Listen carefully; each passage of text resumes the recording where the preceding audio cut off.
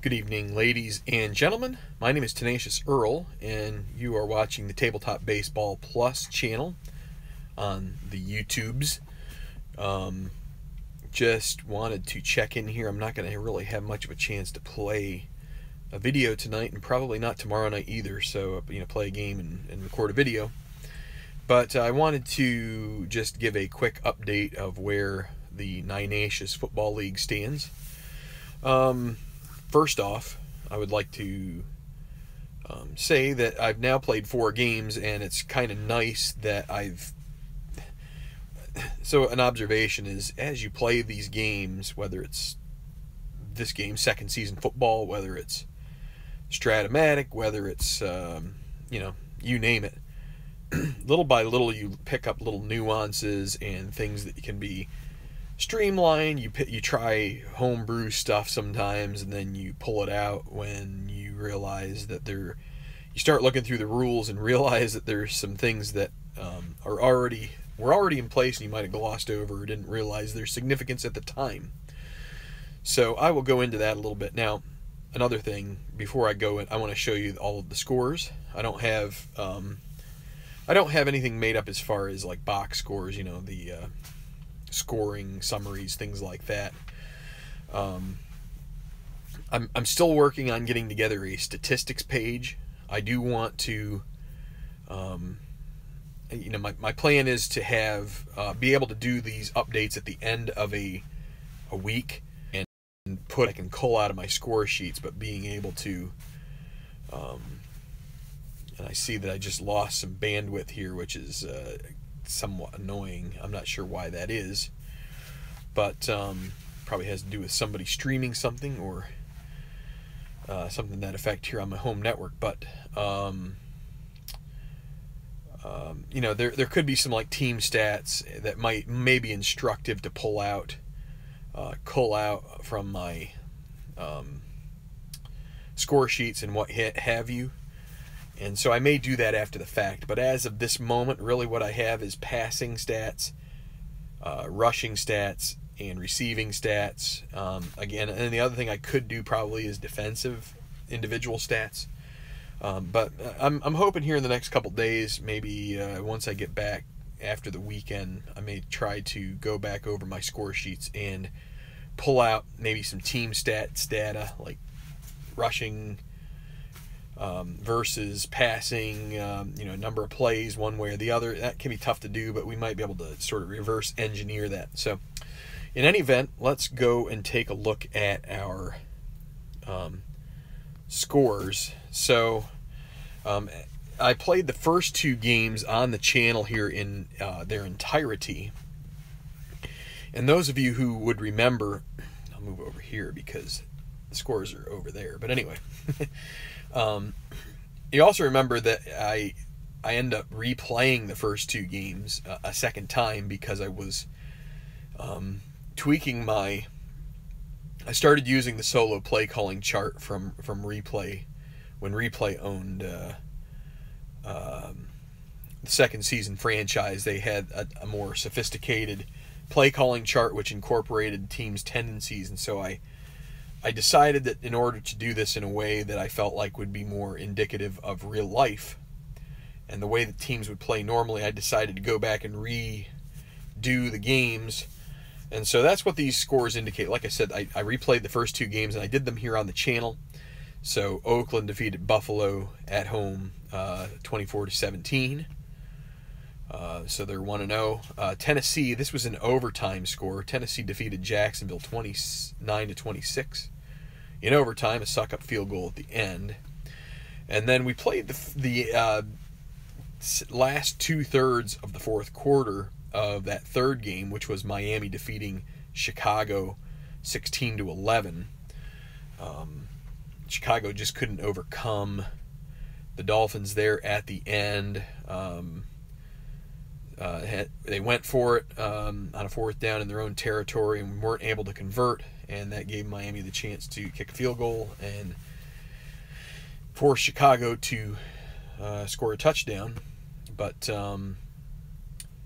hey, Craig, thank you.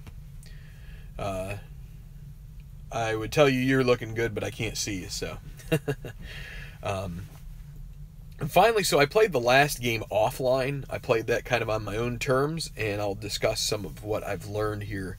I don't have a lot of time to go into it, but I'm going to try to wrap this up within the next 10 minutes. So, Kansas City, the Chiefs, they defeated the Baltimore Ravens 29-20 in a relatively high-scoring affair. It's funny, we had two teams hit 29 on the weekend.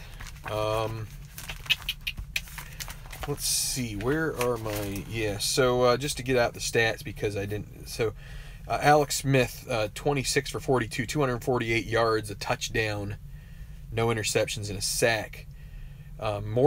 Maybe just as importantly, Jeremy Maclin, 1 for 1 passing.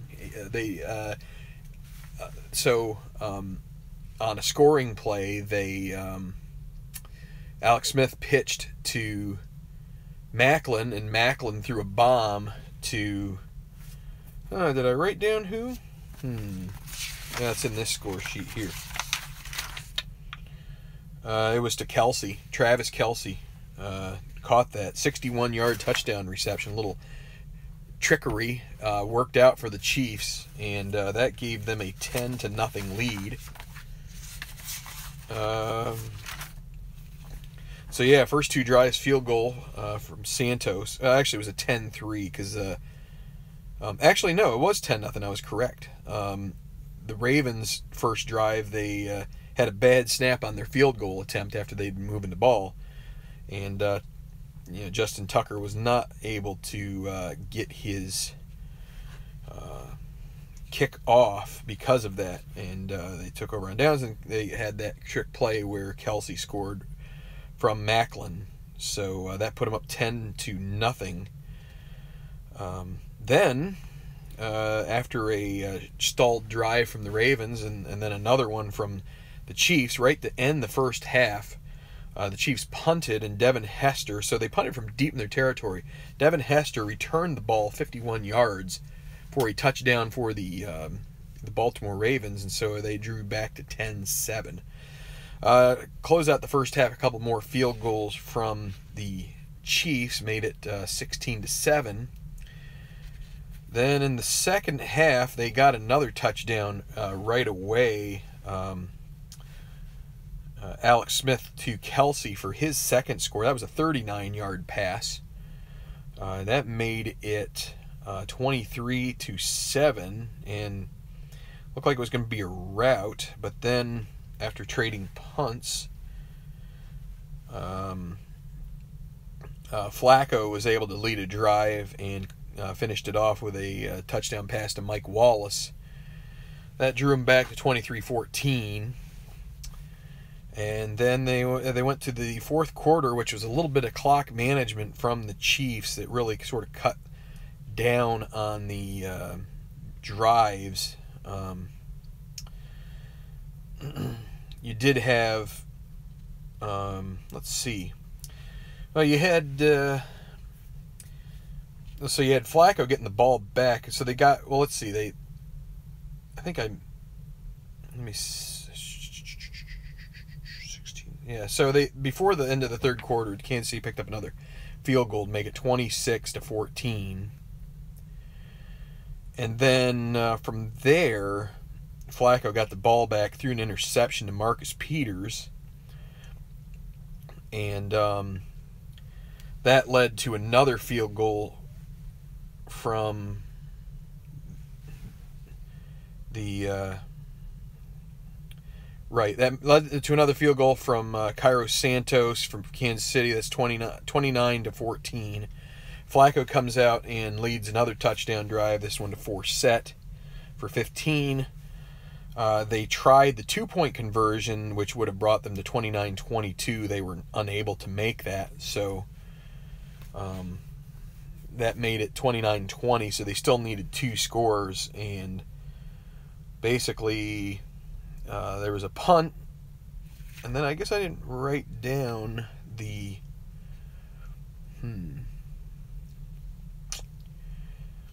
the drive stalled. Let me see, I would have it here. Yeah, no good. Then Kansas City had to punt it from their own 40. Baltimore, deep in their own territory, they had a 4th and 23 after I believe a sack there. So anyway, that ended up with Kansas City closing out the game on the Baltimore 8, just kneeling it down and getting the 29-20 victory. So just real quick, the stats from that game, like I said, Alex Smith 26 for 42, 248 yards, touchdown, no interceptions. Macklin 1 for 161. So they had over 300 yards passing in this game. Spencer Ware rushing for the Chiefs, 21 for 60. Leading the receivers, Chris Conley we'll say Travis Kelce for 132. Charkandrick West had 5 catches for only 9 yards. So that's for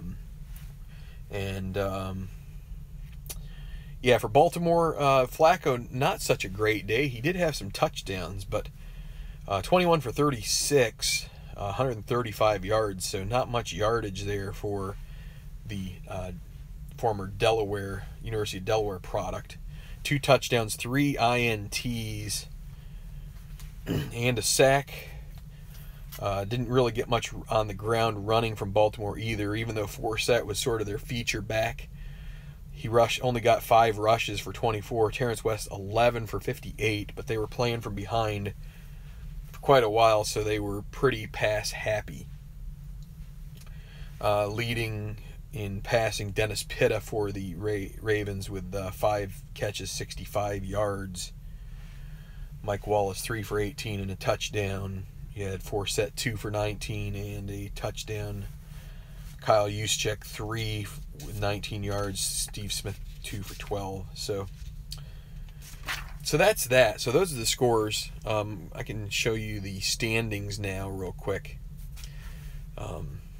Trying to give you the data, and you'll have to look at my eyes. My eyes are up here. So Kansas City, so I use point differential for the as the tiebreaker at this point, and then I'll probably go with points scored after that. So Kansas City leading with a point differential 9, 1-0, obviously. Oakland, Miami, Tennessee, all 1-0. Actually, every game within 10 points, so no blowouts in this. Now, there was a blowout in the first time I played Oakland-Buffalo. Oakland pretty much destroyed the Bills. So, in this case, Baltimore ends up being at the very last with that -9 differential. But the Bills, the Bears, and the Jaguars all losing, and Carolina yet to play a game. So, let's just get through the schedule for our next few games. Week 2 has the Bills on a bye. It's going to be the Panthers visiting the Titans, the Bears hosting the Raiders, the Chiefs playing host to Jacksonville. So the Jaguars at 0-1 trying to take down the Chiefs and get themselves back to even. And then the Ravens hosting the Dolphins. So let's see. I think so the Titans would be 1-0 facing the 0-1 Panthers, and then the Raiders 1-0 versus the Bears. So for the most part, there aren't any undefeated teams. Well, the Titans and the Panthers are both undefeated, but only because the Panthers have yet to play a game. So, and let me just go back to right here. Okay. So what I was going to say is about as far as learnings go, so I got to playing that final game, and I came upon a rule that said that you cannot target a pass for a guy who does not have an R rating. So if you have used a guy enough to where he has lost his R rating, I could show you a team sheet right here real quick. I'll just show you Houston's. I'm going to turn the camera around here real quick so you will understand what I'm talking about. But so for instance, let's say CJ Fedorowicz, he's R equals 10, but he's got an asterisk, so he can have 4 catches. Once he reaches 4 catches, his R rating vanishes. If he does not have an R rating, you're not supposed to target him. So what that means is that really can. So here's what I've learned that I need to do. So I still come up with these like sets, like formations or whatever you want to call them, sets. And I'm still going to use those, but I'm not going to use the player picker that is basically a D20 to do it. The reason is because I should be able to do that and if I play as the team's head coach, you should be steering certain players into those roles, and you do have a possibility of making somebody, overusing a player, and that's on you if you do that. But so you might have the primary running back as an A inside run guy, and you may just pound him but he's only allowed 10 carries. Once you hit that, then he goes down to like a C, I think. And if he's a C, you take 2 off or down to C, whichever. So even if you have a quad A running back on the inside, after he reaches his limit, he is down to a C rating, and it really can play a role in how your game goes. And it's the same thing with these R ratings. Another rule that I picked up is that I don't know how I missed this. Sometimes I think in rule books, if they get a little paragraph you can miss the final lines, and some of these things are on the final lines of the paragraphs. Q ratings for the quarterbacks, and he's got an R rating. But let's say you've got what you can do is you can funnel receptions that way. Now you can only get up to I believe double what your limit is before you're just cut off from any receptions. I have to reacquaint myself with the rule. But, yeah, the Q rating is supposed to be,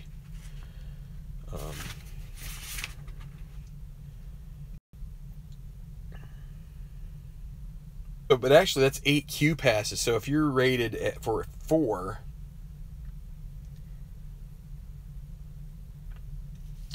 then you could catch 8 additional. So you could catch 12 balls in a game if you've already reached your limit. So anyway, that's what I'm getting at is I shouldn't really need to use a randomizer to pick the players.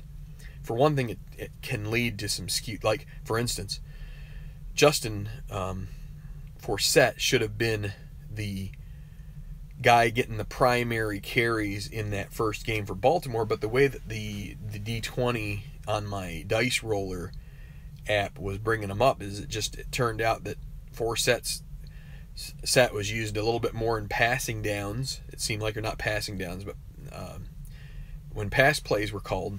And in theory, the Ravens themselves are a pass-happy team to an extent, which doesn't make much sense with Joe Flacco, because Flacco has not really been a stellar guy as far as being proficient in moving the ball. But anyway, that's beside the point. You should be able to do that as the coach for each team if you're playing solo. So that's what I'm going to do. I'm going to keep building the sets based on player usage in a game. But as I go forward here, I think I'm going to just be calling the number of the guy who's supposed to be getting the ball, whether it's an inside run. I mean, for inside runs, it's pretty simple. It's almost always the halfback. Outside runs, you can... But again, once you use a guy past his limit, then he becomes pretty ineffective. So, you do have chances to use a guy like Tyreek Hill on outside runs, and he is rated in stellar fashion for that. But once you hit his usage limit, then he drops down to a C, and his effectiveness pretty much wanes. So, but those are the things that are great about tabletop sports. You just keep learning. So a couple other things. If you guys are not members of the Play Games Facebook page, not the community, but there is an official Play Sports Simulation board, or what do you want to call it, like group on Facebook. Join that. Not only does Keith have monthly videos where he discusses the things that he's working on, he also announces the monthly mug winner, but also, also on this channel, they have the,